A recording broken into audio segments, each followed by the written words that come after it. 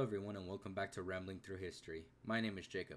Today we're going to be talking about a very unique World War II gun that was supposed to be used to help resistance fighters behind the lines in Europe and in Asia. The gun we will be talking about is the Fp-45 Liberator. Also, sorry about the lack of videos of late. I've just been busy with school and I'm also just about ready to move into a new apartment, so got a lot going on, but I'll do my best to get more video out as quickly as possible. And if you go on to like this video, please remember to like, subscribe, and hit the bell notification. And with that, let's get on with the video.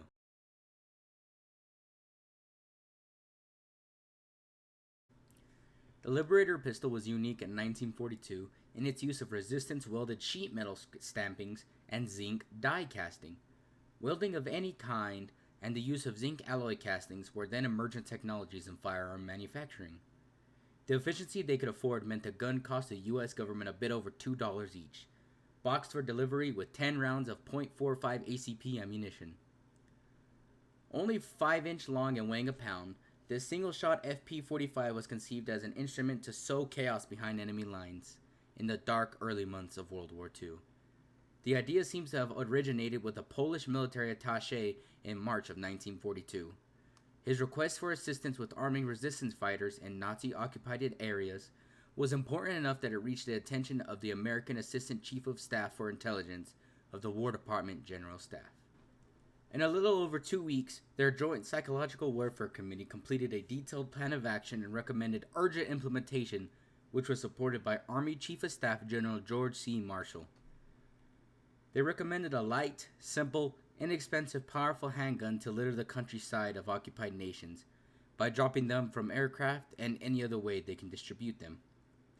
Once delivered in the theater, these little handguns could be used by guerrillas to ambush the enemies at close range. In theory, the guerrillas would then take the weapons and the equipment from the victim. In this sense, the Fp-45 was a gun to get a better gun. While enemy recovery of the air-dropped Fp-45s might be high, and thus its subsequent offensive use by guerrillas low, it was suspected that the knowledge of its distribution would subject the enemy's garrison troops to great mental anguish, because they would never know how many they didn't find. The worry of a shot in the back from the dark was almost as bad for the enemy morale as an actual shot in the back.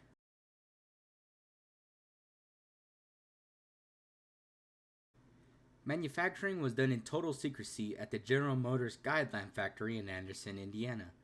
The Guide Lamp division of GM was also responsible for the M3 grease gun development and manufacturing. Given the designation of Fp-45, 1 million pistols were manufactured in just 6 months. The FP designation stood for flare projector and was a part of a superfuge to mislead enemy spies. The assembly work went fast, taking only an astonishing 11 weeks. A total of 300 employees worked around the clock to put together the 23 individual parts that made up each pistol in an average of 6.6 seconds. It took them less time to assemble it than it took the average shooter to load and fire the weapon. With 100 boxcars of Fp-45 pistols ready to ship, political and practical disagreements between the Allies arose about how to utilize them.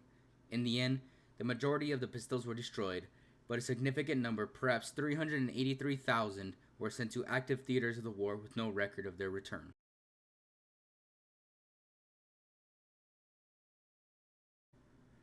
General Dwight Eisenhower, Allied commander in the European theater, got Fp-45s. He felt that airdropping them wasn't a practical use of his precious air resources that were better utilized dropping bombs on the enemy.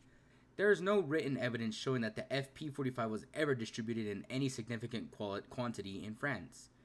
The British War Office got 30,000 Fp-45s from Eisenhower's batch and sent them to the Suez, India, and Gibraltar. The original Fp-45 was simple, capable, and frankly crude, yet it was also cheap and reliable. In July of 1944, another shipment of 40,000 guns from America was delivered in Algiers. At least some of these guns are known to have made their way to the guerrillas operating in Greece.